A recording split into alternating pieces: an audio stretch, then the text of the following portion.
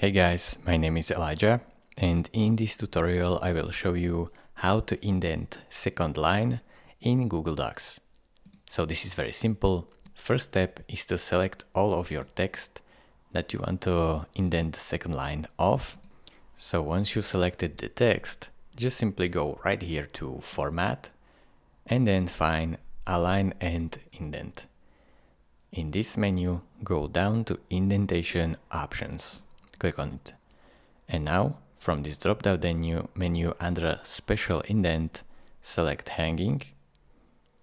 And then type here a number, so let's say a 1, and press Apply.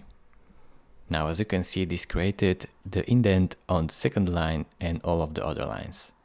So thank you for watching.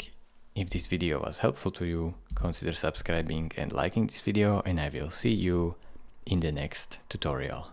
Bye bye.